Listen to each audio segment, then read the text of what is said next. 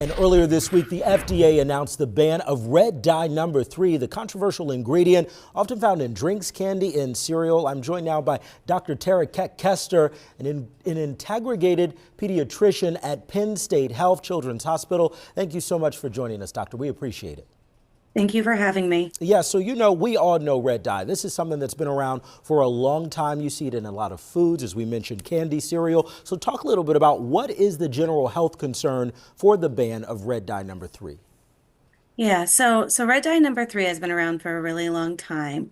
Back in the 80s, there were some studies in rodents that looked at increased risk of thyroid cancer in rats that consumed a large amount of this red dye.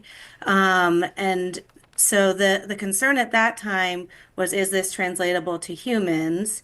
And there's also some provisions from the FDA that if they find this in rats or animals, that we should not include it in products that are approved by the FDA. And so that's the main concern with red dye 3. There are other concerns with other food dyes that we think of more commonly in pediatric patients, but specifically for red dye 3, the concern has been these studies looking at thyroid cancer associated with rats that were done in the 80s. So we're seeing some of those foods there. Can you talk about what kind of foods we often see this in? Yeah, so oftentimes the foods that you're going to see red dye number 3 in are going to be your candies. So things like Peeps are still made with red dye 3. You're going to be seeing it in some jelly beans.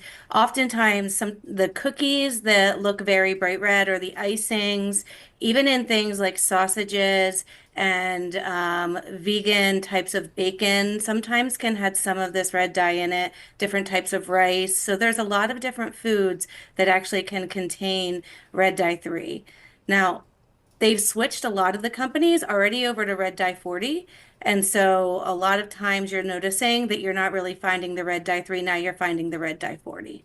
And so talk a little bit about this, because you mentioned this at the top. You often hear that parents avoid giving their kids anything with dye in general, regardless of the number. Why is that? Why is dye so bad if someone is listening today and they want to know why that's the case? I think we're really coming to this renaissance in kind of healthy eating and parents understanding that there are things in our food that could not be beneficial for our children, could be dangerous to both our children and to the adults that eat them. And so parents are becoming more and more aware of that and hesitant about giving their children anything that has any type of artificial colors or dyes or preservatives in them, just because of the concerns regarding whether it's behavioral changes or hypersensitivity reactions, or just that those foods in general are not as healthy for the children. Yeah, I mean, I talked about this earlier. Red dye has been around my whole life. It's actually been around since 1907. I don't go all the way back to 1907, but it's been around for many of our lives. I mean, why do you think it's taken